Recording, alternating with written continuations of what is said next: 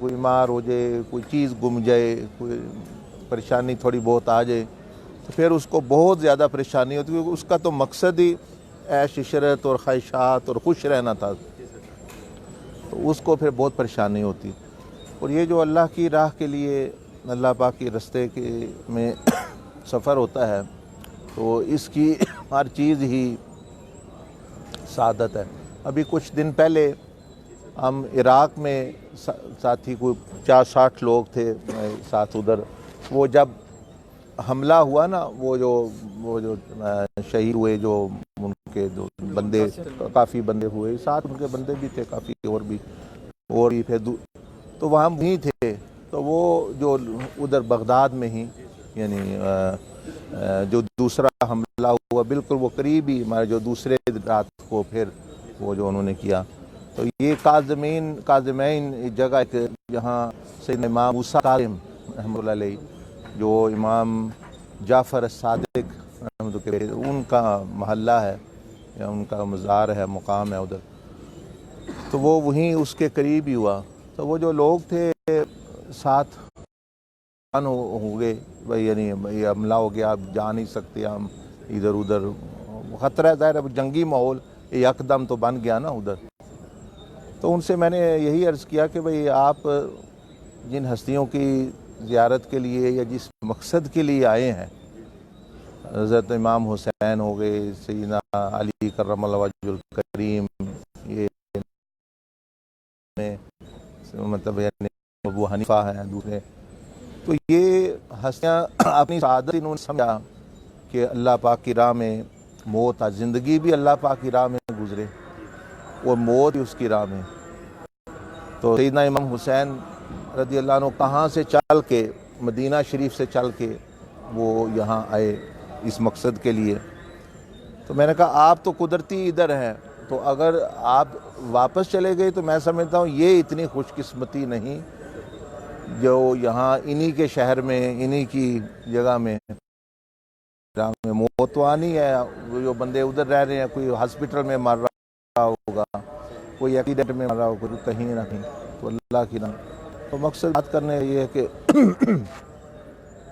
یہ یعنی نیت بندے کی اچھی ہو, درست ہو, مقصد ٹھیک ہو, تو پھر وہ سفر میں اتنی پریشانی نہیں ہوتی ہے. وقتی طور پہ کوئی تکلیف یا مشقت تو آتی ہے, لیکن ذہنی طور پر, قلبی طور پر وہ بندہ مطمئن رہتا ہے. اب اگر آپ کو سمجھ آ گئی ہے تو اب اسی کو مثال بنا کے اب سمجھے کہ یہ زندگی بھی ایک سفر ہے پورا, یہ بھی ایک سفر ہے, یہ تو واقعتاً سفر ہے. عالم ارواح سے سفر شروع ہو رہا ہے, پھر یہ عالم دنیا, پھر عالم برزخ, پھر قیامت, کہاں یہ جائے گا. تو یہ سفر کی بھی یہی مثال ہے.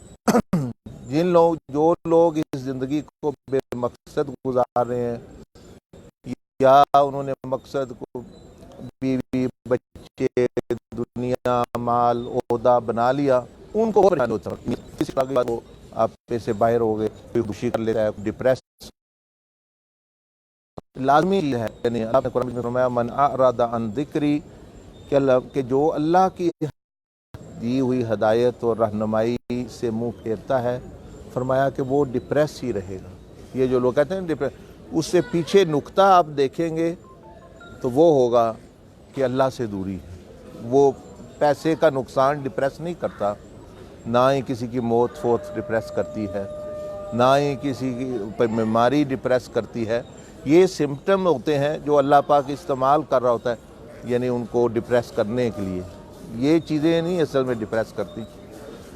پریشان اور جو وہ چیز ہی کرتی ہے کہ جو اللہ سے دور. اب میں وہیں لوگوں کو مثال دے رہا کہ سیدنا امام حسین رضی اللہ عنہ وہاں تھے, تو کوئی بھی ایک ایسی چیز نہیں جو ان کے پاس رہی دنیاوی, یعنی ان کے مال ان کا لے لیا گیا, زمین ان کی لے لی گئی, عورتیں ان کی خطرے میں ہیں, بہنیں ان کی خطرے میں ہیں, بیٹیاں ان کی خطرے میں ہیں, بھتیجیاں ان کی خطرے میں ہیں. اچھا بھتیجے ذبح ہو گئے, بیٹے ذبح ہو گئے, بھائی ذبح ہو گئے, لیکن وہ ڈپریس نہیں ہوئے. آخر تک بھی جو آخری سجدہ انہوں نے کیا اس میں یہ نہیں تھے کہ بھئی بندہ اب 2-4 بندے فیملی کے ہو گئے تو اب بندہ یعنی ڈپریس ہو گیا ہے، نہیں، وہ بھی وہ سجدہ شکر کر کے ہی دنیا سے رخصت ہو گئے کہ کامیابی کے لیے ہم سمجھتے ہیں، ہماری نظر ظاہر پر ہوتی ہے تو ہم اس کامیابی اس میں نہیں ہوتا اوپر کون ہے نیچے کون ہے، قتل کون ہوا، مارا کس نے، یہ اس سے کامیابی کا ہوتا ہے کہ حق پر کون دنیا سے گیا۔ یعنی اگر بندہ باطل سے سمجھوتا کر لے تو زندہ بھی رہے تو وہ ناکام ہے، یعنی وہ غالب بھی آ جائے ظاہری طور پر تو وہ ناکام ہے۔ اور اگر یعنی پاس جیسے یہ پھول ہیں تو ہم کسی کو دیں بھائی جس کے پاس یہ ہوں گے وہ کامیاب ہوگا، اور جس کے پاس نہیں ہوں گے وہ ناکام ہوگا، تو یہ ایک سے دوسرے سے منتقل ہوتے رہے۔ تو جس کے پاس ہوں چاہے وہ بیمار ہو چاہے وہ مر جائے، تو جس کے پاس ہاتھوں میں پھول تھے اور وہ کامیاب ہے، اور جن کے اندر پاس نہیں ہے وہ ناکام ہے، چاہے بعد میں زندہ رہے، انہوں نے بھی ہر مرنا ہے۔ تو حق کی مثال، سچائی کی مثال یہ پھولوں کی جیسی ہے کہ اس سے نہیں فرق پڑتا آپ بھوکے ہیں پیاسے ہیں کیا ہوا، کہ جب آپ دنیا میں سے بندہ جا رہا ہے تو اس کو وہ کون سی چیز اپنے ہاتھ میں وہ لے کے جا رہا ہے۔ تو یہ چلیں آپ نے سفر کے حوال پوچھے، اس سے یہ سبق بھی عبرتیں بھی ہمارے لیے نکلتے ہیں، یہ دنیا بھی ایک سفر ہے۔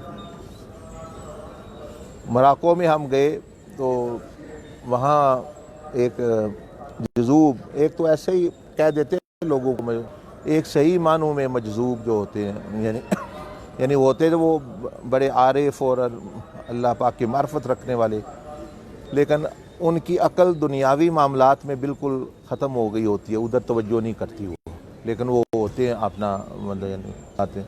وہ ہمارے ساتھ، ہم تو مسافر تھے اس شہر میں پاس میں، تو وہ جب یہ ہمارا گروپ جاتا تو وہ بھی ساتھ رہتے، ان کو تو نماز پڑھی ظہر کی، وہاں ایک مسجد ہے، وہاں میں نے مسجد اندلس یعنی وہاں نماز ظہر کی پڑھائی، تو 2 رکعت نماز پڑھائی۔ ہم تو مسافر 10 دن کے لیے گئے تھے، تو جو مقیم جو رہنے والے ہوتے ہیں انہوں نے 4 پڑھنی ہوتی ہے، 2 اپنی پھر پوری کرنی ہوتی ہے، تو انہوں نے بھی 2 پر سلام پھیر دیا۔ وہ مجذوب پہلے تو وہ پڑھتا، میں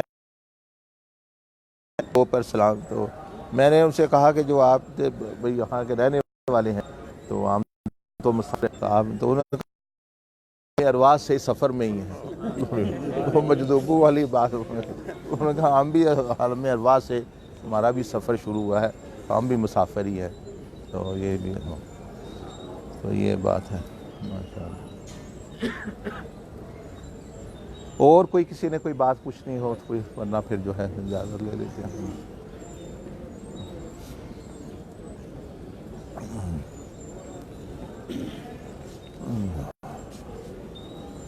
ٹھیک ہے، بہت شکریہ، جزاک اللہ، میں ابھی پیتا ہوں انشاءاللہ، بہت شکریہ۔ بسم اللہ۔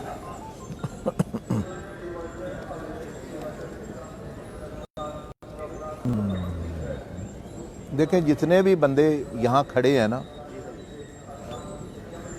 یہ نہیں ہو سکتا کوئی بندہ بھی آزمائش میں نہ ہو، سمجھتے ہیں؟ کوئی جو ہے وہ بات کر دیتے ہیں، کوئی بات نہیں بھی کرتے، تو مطلب جتنے بھی لوگ یہاں کھڑے ہیں یہ ہر ایک ہم میں سے کسی نہ کسی آزمائش میں سے گزر رہا ہے، کسی نہ کسی۔ تو یہ مسئلہ نہیں ہوتا بندہ جو میں یہ ہو رہا ہے وہ ہو رہا ہے، آپ اس سے پوچھیں وہ کہیں گے میرا بھائی بیمار ہے، یہ پوچھیں وہ کہیں میں خود بیمار ہوں، دوسرے کہیں گے میرا مالی مسئلہ معاملات چل رہے ہیں، کوئی کسی کو یعنی ہر ایک کا اپنا اپنا ایک دائرہ کار، کیونکہ اللہ جل مجدہ نے جب پیدا ہی اس مقصد کے لیے کیا ہے، آزمائش کے لیے، تو اس کا ہر لمحہ یعنی ہر گھنٹہ آزمائش۔ تو مسائل لوگ بیان کرتے ہیں تو اچھی بات ہے، کرنے بھی چاہیے، لیکن اصل مسئلہ یہ نہیں، یہ تو سب کو پتہ ہے کہ جب اللہ پاک نے آزمائش ہی کے لیے پیدا کیا ہے تو وہ تو ہونی ہے، کسی کی کسی طرح، کسی طرح۔ مسئلہ سارا یہ ہے کہ ہم اس آزمائش کے رد عمل میں کیا عمل اختیار کر رہے ہیں، اس سے کامیابی اور کامرانی ہوتی ہے۔ یہ ہوتا ہے، یعنی یہ فکر والی بات ہے، یہ سوچنا چاہیے کہ بھئی میں درست رد عمل اختیار کر رہا ہوں، یہی مجھے کرنا چاہیے اس کے جواب میں، یا کہ نہیں۔ تو اس سے پھر جو ہے اس کے لیے آسانی بھی ہوتی ہے اور وہ اپنے مقصد کی طرف بھی گامزن ہوتا ہے۔ تو یہ نہیں ہو سکتا کہ انسان ہو، جن ہو، اور وہ مطلب عاقل بالغ ہے اور اس کو پھر جو ہے نعمت میں ہو، مصیبت، ہر طرح اس کی کسی نہ کسی طرح آزمائش ہے۔ یہ قلب بھی دیکھ لے کتنی بڑی آزمائش ہے۔ اس کو قلب اس لیے کہتے ہیں بھئی یہ اس کی کیفیات، احوال، خیالات ہر وقت بدلتے رہتے ہیں۔ یہ ایسے جو لوگ پریشان ہے، میرا جی قلب جو ہے پریشان ہے، یا یہ خیال آ رہے ہیں، فلاں آ رہے ہیں، تو وہ جو بدلے نا وہ پتھر ہے۔ قلب کو قلب کہتے اس لیے ہیں کہ اس میں جو ہے یہ تبدیلی آتی رہتی ہے، یعنی احوال بدلتے، آزمائش ہوتی رہتی ہے بندے کی، تو طرح طرح کی۔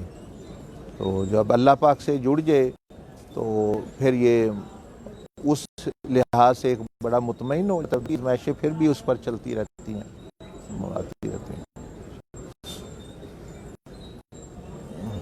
اور کوئی بات کسی نے کچھ نہیں ہو یا کوئی بات کرنی ہو؟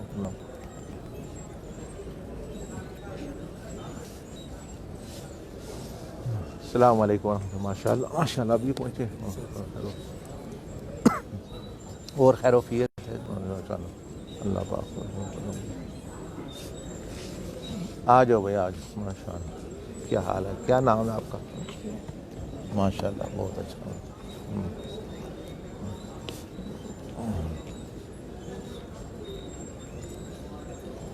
استغفر اللہ۔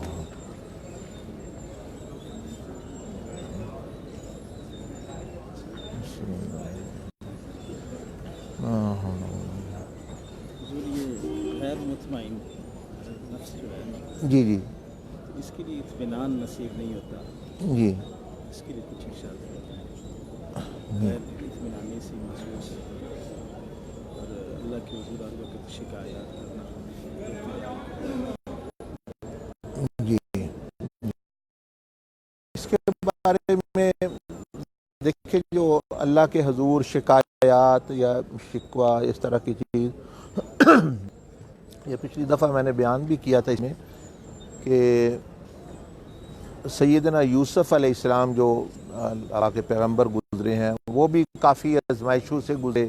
آپ دیکھیں پھر جو ہے وہ غلام بنا لیے، مطلب شرائط تھے، غلام بنا تھے اللہ پاک کے، پھر ایک گھر ملازمت کرنا پڑ گئی، پھر جو اس وقت کا جو حکمران تھا وہ بھی فرعون، یعنی جن کو آپ جانتے ہیں، فرعون یعنی یہ مصر کے جتنے اس مطلب یہ طرز کے حکمران، ان کو فرعون ہی کہتے ہیں۔ وہ پھر مختلف نام ان مختلف ہوتے ہیں لیکن لقب ان کا فرعون ہی ہوتا، ان کے زمانے میں بھی فرعون تھا۔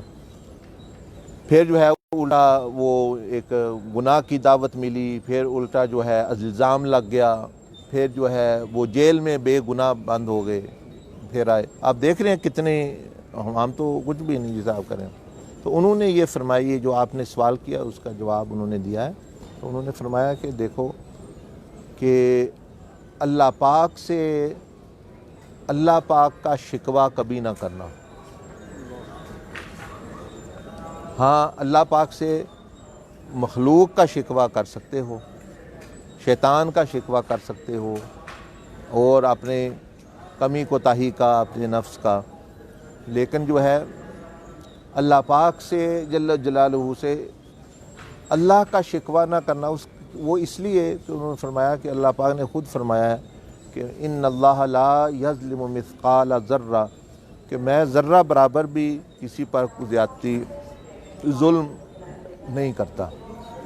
وما ربک بظلام للعبید، کہ اللہ کبھی بھی آپ بندوں پر، تو جب اللہ جل مجدہ کسی کے ساتھ ذرہ برابر بھی ظلم نہیں کرتا تو اس کا شکوہ تو پھر اس سے بنتا ہی نہیں، کہ اس نے تو کچھ کیا ہی نہیں، اس نے تو فضل کیا، انعام کیا، ہمیں پیدا کر دیا۔ ہاں اس میں یہ ہے کہ اللہ جل مجدہ نے فرمایا وَمَا كَانَ اللَّهُ لِيَظْلِمَهُمْ وَلَكِنْ كَانُوا أَنفُسَهُمْ يَظْلِمُونَ۔ لوگ جو ہے وہ اپنے اوپر بھی زیادتی کرنے سے نہیں ٹلتے، ایک تو ہے نا دوسرے پہ کرنا، وہ اپنے اوپر بھی کر جاتے ہم لوگ۔ فرمایا وَمَا كَانَ اللَّهُ لِيَظْلِمَهُمْ وَلَكِنْ كَانُوا أَنفُسَهُمْ يَظْلِمُونَ، کہ اپنے اوپر بھی لوگ زیادتی کرتے ہیں۔ تو جب زیادتی کرنے والے ہم ہیں یا مخلوق الہی دوسری مخلوق کرتی ہے ہم پر، تو اللہ سے شکوہ کریں ضرور، لیکن ان کا جیسے حضرت یعقوب علیہ السلام نے کیا انما اشکو بثی و حزنی، یعنی انہوں نے جو ان کے بیٹوں نے ان کے دوسرے بیٹے کے ساتھ کیا یا ان کے بیٹوں نے ان کے ساتھ کیا، اس کا شکوہ انہوں نے فرمایا میں اللہ کی طرف سے اپنا غم اور اس کی، وہ تو مداوع کرنے والا ہے، انعام دینے والا ہے، صبر دینے والا ہے۔ تو اس میں تو اس لحاظ سے تو آپ مطمئن ہو جائیں کہ اللہ کی طرف سے کبھی کسی سے زیادتی نہیں ہو سکتی، نہ ہوئی ہے، اللہ پاک اس سے پاک ہے۔ اس لیے اس سے اس کا شکوہ تو یا اللہ تو نے مجھے یہ نہیں دیا، یا اللہ تو نے مجھے یہ نہیں، اس نے جو بہت کچھ دیا ہوا ہے وہ بندہ جو ہے یعنی، تو یہ لفظ بڑے خطرناک ہیں دونوں جو ہے۔ دیکھیں یہ شکوہ اور شکر، یہ شین کافی پہلے تو دونوں میں شین کاف لگتا ہے، واو اور رے کا جو ہے یعنی فرق ہے۔ تو اللہ کی نسبت سے تو ہمیشہ اگر بندہ توجہ کرے تو حقیقت اگر دیکھے گا تو اس کے دل میں شکر کے ہی جذبات پیدا ہوں گے۔ اور مخلوق کے بارے میں یہ ہے کہ اب مخلوق کی طرف سے ہوتی ہے زیادتی، یہ واقعی بات ہے جو آپ بھی فرما رہے ہیں۔ تو وہ بھی فرمایا کہ جو نسخہ دیا اس نسخے کو استعمال کرے۔ پھر پچھلے دنوں میں نے وہ امام احمد بن حنبل رحمۃ اللہ علیہ کا قول بھی بیان کیا تھا، جو 4-5 چیزیں آپ نے، وہ یاد ہے کسی کو کیا فرمایا تھا آپ نے؟ اللہ کی رضا کے لیے ہونا چاہیے، جب بھی مخلوق کی طرف سے آپ ان پہ بھلا کریں تو ان سے مطلب ان کا نام، ہاں مطلب یہ ہے کہ انہوں نے فرمایا کہ اگر یہ تم یہ غیر مطمئن کیفیت اور اس سے بچنا چاہتے ہو تو ہمیشہ غیر مطمئن ہی رہو گے، سوائے اس کے کہ جب تم بھائی تمہارے اگر اللہ پاک نے نعمت دی ہے، پیسہ دیا ہے یا کوئی صلاحیت، وہ تو مخلوق پر خرچ کرو یا ان کے ساتھ شیئر کرو، بیوی کو بھی دیتا ہے بندہ، رشتہ داروں کو بھی، لیکن فرمایا ان سے امید نہ رکھو۔ مطمئن بندہ تب ہوتا ہے کہ جب پھر یعنی بندے کا پریشان ہوتا ہے کہ جب ان سے جو ہے۔ دوسرا فرمایا کہ ان کے ساتھ اپنا یعنی تمہیں اذیت بھی پہنچے گی ان کی طرف سے بھلائی، اور تیسرا یہ بندے کو کافی تکلیف دیتی ہے چیز، کوئی منہ پھیر لے بندے سے، کوئی بات ہی نہ کرے جی، تو فرمایا کہ جو توڑے اس کے ساتھ جوڑنا۔ تو یہ چند چیزیں انہوں نے ارشاد فرمائی، نبی علیہ السلام نے بھی حدیث میں ارشاد فرمائی۔ اس کا پھر یہ ہوتا ہے کہ جس کی طرف سے زیادتی ہو رہی ہے آپ نے یہ حل نکال لیا، اب یہ ہے کہ بندہ کہتا ہے یا اللہ پھر میرا کیا بنے گا، میں تو جو برائی کر رہا ہے اس کو بھلائی کر رہا ہوں، میں تو جو توڑ رہا ہے اس کے ساتھ جوڑ رہا ہوں، میں تو مدد کر رہا ہوں، ان کی سے امید نہیں ہے، تو میری بھی ضروریات ہے، میں بھی بندہ ہوں، میں بھی محتاج ہوں۔ تو اس کا جواب یہ ہے کہ اللہ جل مجدہ اس کے ساری چیزیں کا جو ہے کارساز، اور وہ انعام یعنی اس کو دیتا ہے، یعنی اس نے بدلہ اس سے لینا ہے۔ تو پھر وہ بندہ مطمئن، جب بندے کو پتہ نہ ہو کیا ہو رہا ہے کیا ہونا ہے، مثلا مستقبل دیکھے نا، پتہ نہ ہو کیا ہے تو وہ بندہ غیر مطمئن ہو جاتا ہے، پتہ کیا، خوف ہوتا ہے، حزن ہوتا ہے۔ اب اللہ یہ دو چیزیں بندے کو غیر مطمئن کرتی ہیں نفس کو، خوف اور حزن۔ خوف ہوتا ہے پتہ نہیں کل پرسوں کیا ہو جانا ہے، آگے کیا ہوگا۔ حزن ہوتا ہے جو ہو گیا اس کے نقصان کو لے کے بندہ بیٹھا ہے۔ تو اللہ پاک نے یہی ہے کہ لا خوف علیہم ولا هم یحزنون، یعنی غیر مطمئن اس وقت بندہ ہوگا کہ جب اس کو پتہ نہ ہونا کیا ہے، لیکن جب اس نے اللہ سے سودا کر لیا یا اللہ میں تو اس طرح چلوں گا، اب اس کو یقیناً یہ پتہ ہے، امید رکھنی چاہیے کہ میرے ساتھ بھلائی ہوگا۔ اگر اس نے، وہ کسی نے کہا ہے نا کہ بھئی نبی علیہ السلام نے کہ اعمال کا دار و مدار نیتوں پر ہے، اور یعنی ان کا جو اعمال کا جو انجام ہونا ہے اس کا دار و مدار نیتوں پر ہے. اعمال کا انجام ہوتا ہے. آؤ وعلیکم السلام.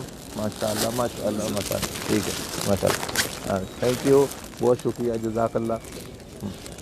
Very good. کیا نام ہے آپ کا؟ ٹھیک ہو؟ کیا نام ہے؟ حیدر امین حاشر امین. اچھا ماشاء اللہ, بہت شکریہ, جزاک اللہ.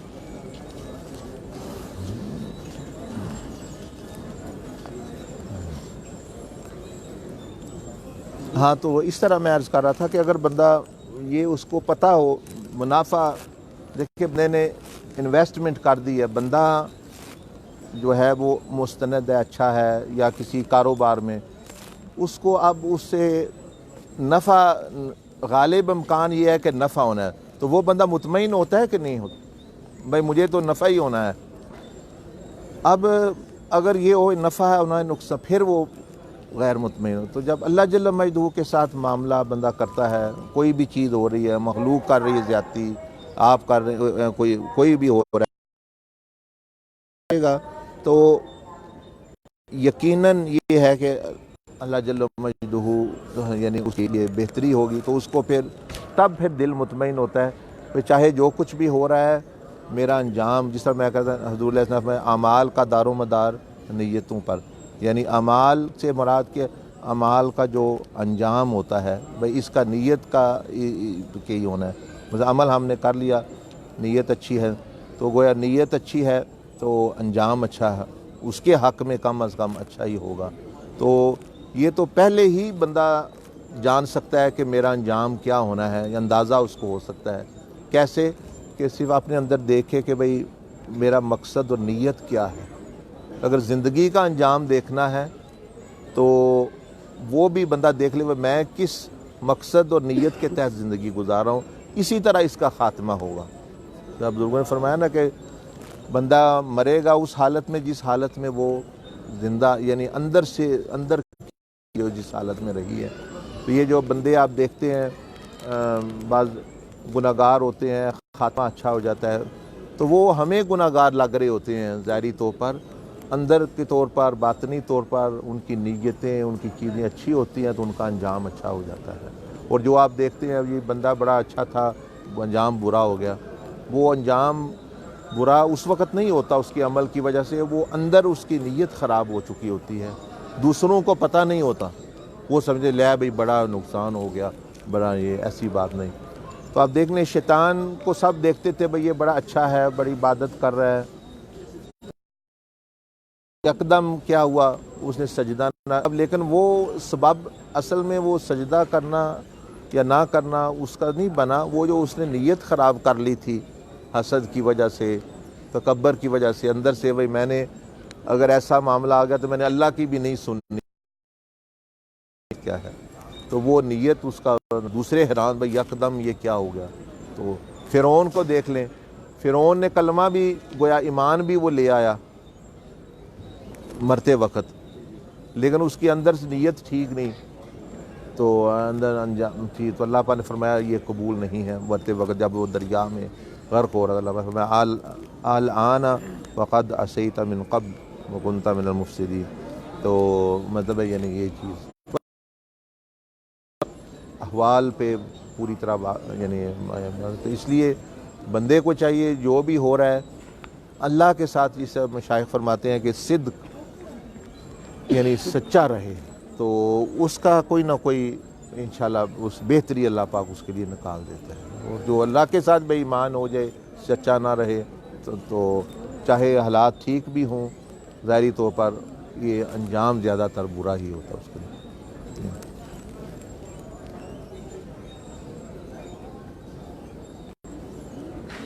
ہمارے ہاں لوگ کہتے ہیں اچھا مطمئن, گھر میں پریشانی ہے, خرچہ نہیں ہے, بیوی نہیں سن رہی, اس وجہ سے پریشانی نہیں, اس وجہ سے پریشانی ہے کہ یہ اللہ سے دوری ہے. اب میں نے آپ کو مثال دی, سیدنا امام حسین رضی اللہ عنہ, ہر چیز لٹ گئی, تو وہ آپ کیوں پریشان نہیں ہے, آپ کیوں مطلب ڈپریس نہیں ہے, آپ کیوں جو ہے وہ نہیں کہہ رہے بھائی میرے ساتھ کیا ہو رہا ہے, میں ہی اس لیے رہ گیا ہوں, میرے ساتھ کیا ہو رہا ہے. کہ وہ اللہ جل مجدہ کے ساتھ ایک تعلق ہے. ہمیں یہ چھوٹی چھوٹی چیزیں اس لیے کرتی ہیں. وہ اللہ جل مجدہ نے قرآن مجید میں فرمایا کہ زمین آسمان میں جو کچھ بھی ہے یہ تمہارے لیے فائدے کے لیے مسخر کر دیا میں نے.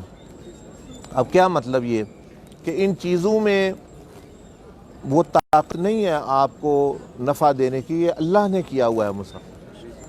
اب مطلب اس کا کیا ہے مفہوم جو یعنی برعکس جو ہے کہ یہ چیزیں یہی چیزیں نقصان بھی دے سکتی ہیں اگر اس طرف سے حکم نہ ہو. جیسے بڑا افسر ہو, اب آئی جی ہے, آپ کی پولیس کانسٹیبل کے ساتھ دوستی ہے, آپ چائے پیتے ہیں روز, آپ کھانا کھاتے ہیں, تو اب کوئی کام پڑ گیا ہے لیکن اس کو اوپر سے حکم آ گیا ہے آئی جی بھائی آپ نے ایسے یہ قانون نافذ کرنا ہے. وہ ٹھیک ہے, وہ کہے جی میں چائے آپ کے ساتھ پیتا لیکن اس معاملے میں میں آپ کی مدد نہیں کر سکتا, یا مجھے آپ کو چیک, جیسے ہم ابھی آئے ہیں تو انہوں نے سامان چیک کیا, ان کو اوپر سے آرڈر ہے سامان چیک کریں مثال کے طور پر. تو اب وہ یہ نہیں کہ وہ دیکھیں گے ہمارے ساتھ آ رہے ہیں, یہ ہیں وہ ہے چیزیں. تو یہ مخلوق کی بھی مثال ایسی ہی ہے, یہ خادم ہے سارے, یعنی یہ سمجھ لیں چاند, سورج, بندے, یہاں تک کہ یہ بیماریاں بھی, دولت بھی, ساری چیزیں, حکومتیں بھی, یہ ساری خادم ہیں. ان کے یہ باغ دوڑ ہے وہ کسی کے جو ہے وہ اور کے ہاتھ میں ہے. تو جب بندے کا اس سے تعلق ٹھیک ہو تو یہ بھی خدمت کرتی ہے. جب یہ نہ ہو, چاہے جتنا ہی بندہ سے میں بڑا خوش ہے میرا فلاں کے ساتھ کانٹیکٹ, اب جو لوگ کہتے تھے ہماری فلاں کے ساتھ کانٹیکٹ ہے, آپ دیکھ رہے ہیں کوئی جیلوں میں بیٹھا ہے, کوئی مر گیا ہے, کوئی کچھ ہو رہا ہے کسی کے, تو وہ لیکن رابطے تو ان کے بہت ہیں, اب بھی ہیں پہلے بھی تھے, تو وہ کدھر گئے. تو رابطہ ہی کسی سے رکھنا ہے تو وہ اللہ سے رکھے پھر جو ہے بندہ, یعنی سب سے بڑا. تو پھر جو ہے وہ نیچے والی چیزیں بھی فائدہ دیتی ہیں. ورنہ بیوی بچے سکون کا سبب ہیں, لیکن جب تک اللہ چاہے, جب اس کے ساتھ معاملہ بگڑ, جب اللہ پاک کی طرف سے نہیں ہے تو وہی چیزیں بعض لوگ خودکشی کر رہے ہیں اس کی وجہ سے. کوئی بچیاں پریشان کر دیا, بچوں نے پریشان کر دیا, بیوی نے پریشان. دولت ہے وہ ایسے سکون بھی بن سکتی ہے اگر اللہ چاہے تو, لیکن اگر نہیں تو وہی چیز جو ہے وہ اپنا یہ چیز. تو یہ چیز ہے. تو یہ چند چیزیں ہوتی ہیں حقائق, یہی میں تو یہی سمجھ لے سکھاتا رہتا ہوں, سمجھاتا رہتا ہوں اپنے آپ کو بھی. بھئی یہ سنتا بندہ ہے, پڑھتا ہے, لیکن جس کو کہتے ہیں نا اپنی زندگی کا ایک اندر سے واقعی یقین آ جانا, حصہ بنا لینا بندے میں, پھر واقعتاً تبدیلی آتی ہے.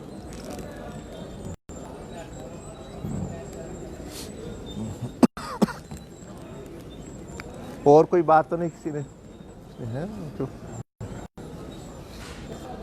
ماشاء اللہ. آجے آجے, کیا حال ہے؟ ٹھیک ہے, آجے سلام لے لے. کیوں کھڑے ہو پیچھے؟ ماشاء اللہ, ماشاء اللہ. کیا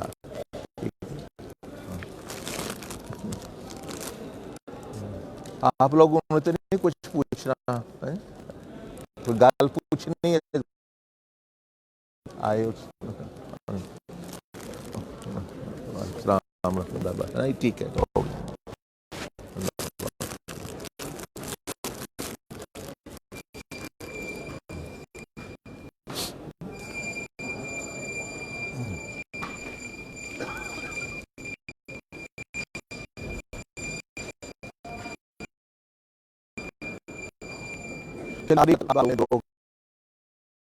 پھر جو ہے مجھ سے اجازت لیتے ہیں. یہ بہت اہم بات ہے اس سفر میں.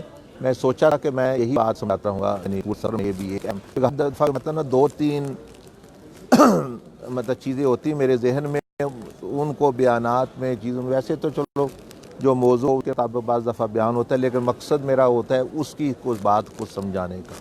وہ پھر دہراتا ہوں میں اتنا کہ بھائی بندوں کے ذہن میں بیٹھ جائے. یہ ہے دعا کے بارے میں. اردو سمجھ آتی ہے؟ اردو سمجھ آندی تو انہوں کے اردو سمجھ نہیں آتا. دعا کے بارے میں دیکھیں, لوگ ابھی بھی کہیں گے, بعد میں بھی کہتے ہیں جی حضرت صاحب دعا کریں, فلانے کو کہیں جی دعا کریں. اب دعا کے بارے میں اگر بندہ چاہتا ہے قبولیت ہو, اس کے لیے ایک بات سمجھنا بہت ضروری ہے. آپ کی بھی ہونا شروع ہو جائے گی. اللہ جل مجدہ کے تو کمی نہیں ہوتی. उस हकीकत को समझाने के लिए एक किस्सा मैं आपको छोटा सा, एक कहानी, एक किस्सा, एक वाक़या सुना, उससे आपको वो हकीकत भी समझ आ जाएगी और बुज़ुर्गों का भी पता चल जाएगा। हिंदुस्तान में चिश्तिया सिलसिले के एक बहुत बड़े बुज़ुर्ग गुज़रे हैं, सैयदना मोहम्मद सादात में से निज़ामुद्दीन औलिया जी। उनका नाम मोहम्मद था, सैयद थे, तो मशहूर है निज़ामुद्दीन औलिया, वो उनका नाम नहीं है उनका। एक बंदा आया उनके पास, जिस तरह आप फरमा रहे हैं, वो कहने लगा कि मैं तो बड़ा परेशान हूँ दुनियावी मामलात की वजह से, आप बड़े खुशकिस्मत हैं, अल्लाह अल्लाह करते हैं, अल्लाह की राह बताते हैं, लोगों को खाना खिला रहे हैं, लोगों के लिए दुआएं कर रहे हैं, अल्लाह का जिक्र कर रहे हैं, आपकी ज़िंदगी तो काबिल रश्क है, ऐसी तो बादशाहों को भी हासिल नहीं कि आपको कोई परेशानी, बल्कि मखलूक इलाही आके फैज़ हासिल कर रही है। हालांकि आप पर भी बड़ी आजमाइशें आई, 7 बादशाह गुजरे, उनमें से कई बादशाह आपको मतलब बहुत तकलीफ़ दी आपको, मतलब यानी चीज़ों हुक्मरानों ने, सारा ने, लेकिन आपका ये हुक्म था कि कोई बादशाह, मैं ना किसी को मिलना है ना कोई मुझे मिले आके, यानी अंदाज़ा लगा लें कि वक्त के हुक्मरानों को ये जुर्रत नहीं थी कि आपकी मजलिस में भी चले जाएं, यानी आप मना किया हुआ था, भाई बात है तो कोई पैगाम भेज दे, मैं आपको जवाब दे दूंगा, लेकिन जो है आना नहीं, खुद तो जाने का तसव्वुर ही नहीं, उनको भी मना किया हुआ है मैं अपना। तो वो बंदा कहने लगा, भाई आपकी तो बड़ी शान है, ये है भाई, बादशाह भी यानी वो रखते हैं ख्वाहिश, लेकिन आप उनको इजाज़त नहीं दी। आपने फरमाया कि देखो, एक लिहाज से तुम्हारी बात, मैं अल्लाह मुतमईन हूँ, अल्लाह की याद में हूँ, लेकिन ये जो तुम कह रहे हो ना, तो आपको परेशानी नहीं है, ये बात सही नहीं है। अब आपने दुआ की मतलब यानी तरतीब बताई, फरमाया ये देखो, जितने ये सैकड़ों लोग हैं आते हैं, कोई 20-100 बंदा, 150,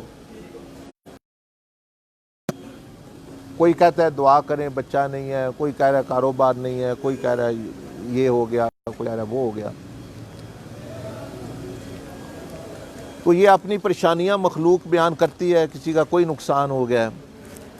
तो उन्होंने फरमाया कि मैं जब अकेले में जाता हूँ, दुआ जो है ये कबूलियत के दर्जे तो तक नहीं पहुँचती जब तक कि मैं उनकी परेशानी अपने ऊपर तारी ना करूँ। जब मतलब एक बंदे का बच्चा नहीं है, तो अब मैं वो कैफियत अपने ऊपर तारी पूरी तरह इंटरनलाइज करता हूँ, वही जब बच्चा नहीं तो उसको क्या महसूस हो रहा होगा, वो क्या सोच रहा होगा, मेरी औलाद नहीं है, वो बंदे ताना देते होंगे, वो आपने, तो ये कैफियत पूरी मैं अपने ऊपर, उसकी तकलीफ़ से अपने ऊपर अपने आप को गुजारता हूँ, तो फिर जाके जो है वो दुआ करता हूँ, फिर दुआ होती है। इसी तरह कोई कहता है कारोबार नहीं चल रहा, तो कारोबार, फरमाया कि अब मैंने अगर दुआ करनी है तो फरमाया से पहले ख़ुद गुज़रता हूँ, यानी उसका जो कारोबार नहीं चल रहा तो भाई उसको क्या महसूस हो रहा होगा, उसके मामलात क्या होंगे, ज़हन में क्या कैसी परेशानी होगी, उस परेशानी को सिर्फ मैं भी नहीं कहता इसकी परेशानी है जिसको सिंपथी कहते हैं, बल्कि एम्पथी, एम्पथाइज करना, इंटरनलाइज करना, यानी अपने अंदर उसको महसूस करना जिस हद तक बंदा कर सकता है कि एक बंदे का कारोबार नहीं चल रहा तो वो किन कैफियत से, किन सोचों से वो गुज़र रहा होगा, तो वो ज़हन में ला के मैं इन सब, तो जितनी फरमाया कि ये जितनी सारे लोगों की परेशानी है मैं अकेला सब में से गुज़रता हूँ, ये जितने होते हैं। तो जब फरमाया जाके दुआ कबूल होती है, ऐसे ज़बानी कलामी दुआ नहीं, तो दुआ की कबूलियत के लिए फरमाया कि 2 चीज़ें, एक तो अल्लाह की हजूरी, यानी अल्लाह पाक मेरे साथ है, देख रहा है, सुन रहा है, अल्लाह की यकीन, यानी अल्लाह पाक मेरे साथ है, और नंबर 2 उस परेशानी की हजूरी, उस बीमारी की हजूरी, یعنی وہ جو تکلیف ہے کسی کے لیے اگر کرنی ہے تو اپنی ہے تو وہ ویسے ہی بندہ محسوس کر رہا ہے، اپنی ہے پھر تو ویسے ہی انہوں محسوس ہو رہی ہے نا. یہ کسے دے تو وہ انہوں اس طرح لگے کہ میں یہ میرے تے گزر رہی ہے. یہ دو چیزاں جدو اللہ دی بارگاہ پیش کہ اللہ کی حضوری، اللہ پاک کی یاد، یعنی اللہ پاک میرے ساتھ ہے، مجھے دیکھ رہا ہے، سن رہا ہے، ساری قدرتوں والا ہے، سارے رزق، اور ساتھ ہی اس پریشانی کی بھی. یہی قرآن مجید کا بھی اسلوب ہے. دیکھیں جس پیغمبر نے بھی دعا کی، مثلا حضرت ایوب علیہ السلام نے دعا کی، فرمایا وَأَيُّوبَ إِذْ نَادَى رَبَّهُ أَنِّي مَسَّنِيَ الضُّرُّ وَأَنْتَ أَرْحَمُ الرَّاحِمِينَ. دو چیزوں کا تذکرہ کیا کہ رب کو دعا کی، اللہ کی صفت کو یاد کیا، اور اپنی انی مسنی الضر، اپنا جو بھی نقصان، جو بھی پریشانی، بیماری تھی. یونس علیہ السلام دعا کر رہے ہیں، اللہ کی پاکی حضوری بیان کر رہے ہیں، انی کنت، اور اپنا بیان کر رہے ہیں میں کس چیز سے گزر رہا ہوں. اسلام دعا کر رہے ہیں تو وہ اپنا پہلے سامنے اپنی پریشانی رکھ رہے ہیں، ربنا ظلمنا انفسنا وَإِن لَّمْ تَغْفِرْ لَنَا، پھر اللہ کی صفت مغفرت، وَتَرْحَمْنَا، اللہ کی رحمت کا تذکرہ، وہ پھر لَنَكُونَنَّ مِنَ الْخَاسِرِينَ، پھر اپنا ذکر کریں میں میرے ساتھ کیا ہوگا اگر یہ نہ ہوا مغفرت یا مغفرت. تو دیکھیں قرآن مجید نے یہ اسلوب بتایا، بھئی دعا کرنے کا یہ طریقہ ہے کہ اللہ کی حضوری اور ساتھ اس پریشانی کی حضوری. خاص طور پر کسی نے اگر کہا ہوا ہے تو اس پریشانی سے گزریں آپ بھی، اور اس حالت میں جا کے ہاتھ اٹھائیں گے تو وہ اللہ پاک بھی دیکھتا ہے کہ یہ اپنے لیے تو مانگ ہی نہیں رہا، یہ تو دوسرے کے لیے پریشان ہو رہا ہے اور میری حضوری میں ہے. تو اللہ تو سب سے زیادہ رحم کرنے والا ہے، میں اس بندے سے تو میں زیادہ رحم کرنے والا ہوں، یہ اس کو رحم آ رہا ہے اس پر اور اس کی پریشانی پر. تو یہ دعا کے لیے آپ کو ایک نسخہ بتایا جو قرآن مجید کی بات ہے، نبی علیہ السلام نے ظاہر بتائی. پھر یہ ایک واقعہ بھی سنا دیا آپ کو سیدنا نظام الدین اولیاء کا. ہم ابھی وہاں تھے سیدنا امام موسیٰ کاظم رحمۃ اللہ علیہ کے مزار اقدس پر، تو وہاں میں ساتھیوں کو بتا رہا تھا کہ یہ ہستیاں اس طرح کی تھیں.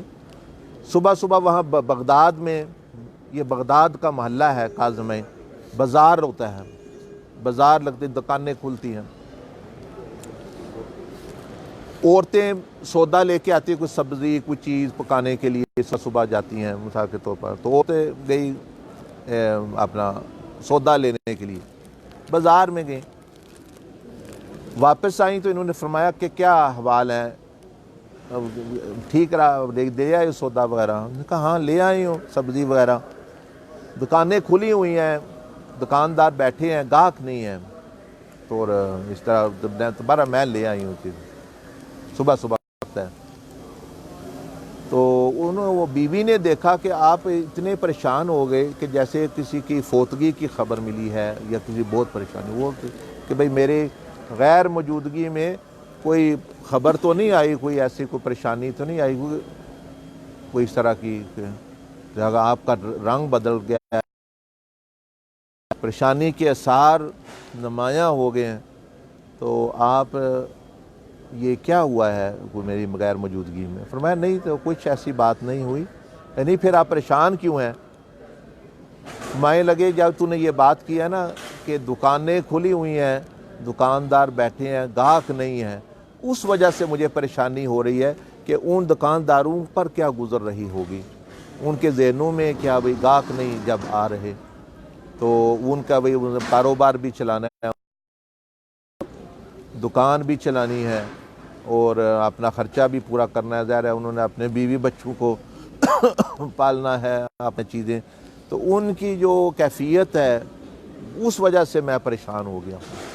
تو آپ دیکھ رہے ہیں کہ یعنی اولیاء اللہ اور نیک لوگ جو ہیں وہ یعنی ان کے طرز زندگی یا سوچنے کا انداز یہ ہے کہ وہ دکان پہ گاہک نہیں ہے وہ پریشان ہو، اور جب بندہ شیطان ہوئی تزکیہ نہیں ہوا وہ کسی کے کامیاب کاروبار دیکھ کے اس میں حسد پیدا ہو جائے گا، یہ اب وہ بندہ وہ یعنی وہ چل پڑا ہے.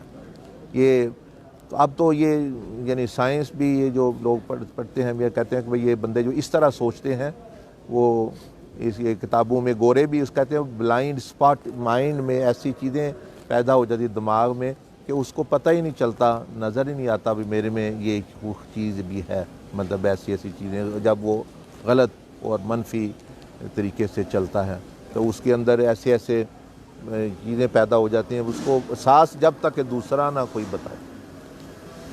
تو یہ آپ بھی کہتے رہتے ہیں تو یہ وہ بھی ٹھیک ہے، کرنی بھی چاہیے، لیکن انشاءاللہ اس طریقے سے آپ اپنے لیے بھی اور دوسروں کے لیے بھی کریں گے، ذہن بدلیں گے تو آپ دیکھیں گے اس کے اثرات جو ہے وہ بالکل جو مستجاب الدعوات بندہ بن جاتا ہے، وہ کہ جو اس طرح کی دعا، یعنی اللہ کی حضوری حضور علیہ السلام کے وسیلہ جلیلہ سے، اور ساتھ ہی لوگوں کی پریشانی صرف بیان نہ کرنا بلکہ جو ہے اس کو محسوس کر کے گزر کے، تو انشاءاللہ جو ہے تو اس طرح دعا کرنا بھی آسان نہیں ہے، یعنی کافی تو یہ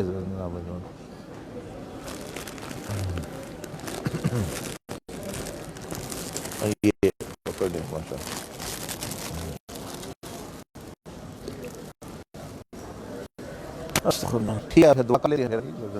الحمدللہ رب العالمین والسلام علی رسول اللہ وعلی آلہ وصحبہ اجمعین۔ اللہم لک الحمد کما انت اہل، وصلی علی سیدنا محمد کما انت اہل، فعل بنا ما انت اہل، فإنک اہل التقوی واہل المغفرہ۔ اللہم اغفر لنا وارحمنا ولوالدین والمشائخنا ولجمیع امت سیدنا محمد صلی اللہ علیہ وسلم، وانت المستعان وعلیک البلاغ، واصبحنا واصبح الملک للہ رب العالمین۔ اللہم انا نسألک خیر هذا اليوم، فتحہ ونصرہ ونور من شر ما فیہ وشر ما بعد۔ رب العالمین، تیرا گناہ گار بندہ ہوں، اس مجلس میں دیر نیک بندے بھی ہیں، یا ارحم الراحمین ہمیں دعا کرنا بھی صحیح معنوں میں آتا نہیں، تیری حضوری سے دعا شروع کرتے ہیں اور تیرے حبیب علیہ السلام پر درود سلام سے دعا شروع کرتے ہیں، اور یا ارحم الراحمین ہم ہر چیز کے محتاج ہیں، تو نے ہمیں بندہ بنایا، مخلوق بنایا، اب تو ہی رب ہے، ہم تو بندے ہیں، تو جوتے کے تسمے سے لے کر جنت الفردوس اور تیرے قرب تک ہم محتاج ہیں ہر چیز کے، یا رب العالمین تو غنی ہے، تو نے ہمارے بغیر کہے ہوئے، بغیر درخواست کے مزید بھی یا رب العالمین ہمارے یہ انسان کے لیے بہتر ہے، وہ عطا فرما اور مقدر فرما۔ جتنے حاضرین آئے ہیں یا ارحم الراحمین، سب کو اپنا قرب، اپنی رضا، اپنی بندگی، خالص عبادت، مخلوق کی بے لوث خدمت کرنے کی توفیق عطا فرما۔ یا ارحم الراحمین ان میں جو اگر کوئی پریشان ہے تو بہتر جانتا ہے پریشانی کو، الجھن کو دور فرما، اور جو حاجت مند ہیں حاجتیں پوری فرما، بیماروں کو شفا نصیب فرما، جو کسی معاملے میں یا رب العالمین الجھا ہوا ہے تو ہی سب کو نجات دینے والا ہے، لا ملجا ولا منجا منک الا الیک۔ یا ارحم الراحمین پورے ملک میں امن قائم فرما، پورے ملک میں آسودگی اور لوگوں کے لیے آسانی، اقتصادی طور پر امن و امان کی صورتحال میں، اور دین پر چلنے کے معاملے میں رب العالمین آسانی پیدا فرما۔ شیطان اور شریر لوگوں سے یا رب العالمین اس ملک کو بھی اور تمام مسلمان ممالک کو محفوظ فرما، ہر کافر کو ایمان نصیب فرما، گناہ گار کو توبہ نصیب فرما۔ جتنے حضرات آئے ہیں تو اپنی طرف سے بہترین جزا نصیب فرما، ہم سب کو نیک ہی مقصد کے لیے اکٹھا ہونے، اسی مقصد کے لیے جدا ہونے، اور اچھی موت، خاتمہ بالخیر عطا فرمانا، اور آخرت میں حشر میں برزخ میں نیک لوگوں کے ساتھ ایک دوسرے کے ساتھ جو اللہ کے لیے محبت کرتے ہمیں اکٹھا فرمانا، معافی اور درگزر والا معاملہ فرمانا، یا ارحم الراحمین یا ارحم الراحمین۔ وصلی اللہ علی النبی الامی وعلی آلہ وسلم تسلیما۔ اللہم اغفر لنا وارحمنا ولوالدینا ولمشائخنا ولجمیع المؤمنین والمؤمنات والمسلمین والمسلمات الاحیاء۔ یا رب العالمین جو لوگ آئے، جنہوں نے یہ پھول لے کے آئے، یہ پھول بھی تیری بہت بڑی نعمت ہے یا ارحم الراحمین، جو یہ محبت سے لے کے آئے، ایک ایک پھول، ایک ایک پتی کے بدلے تو ان کے دلوں کو یا رب العالمین آباد، شاد اور اپنے معرفت اور قرب کے پھول عطا فرما، اور یا ارحم الراحمین ہم سب کو برہم فرما۔ نبی علیہ الصلوۃ والسلام کی قیامت کے دن شفاعت نصیب فرما، زندگی میں ان کی محبت، عشق اور اطاعت اور ادب کی توفیق عطا فرما۔ یا ارحم الراحمین وصلی اللہ علی النبی الامی وعلی آلہ وسلم تسلیما آمین ماشاء اللہ شکریہ جزاک اللہ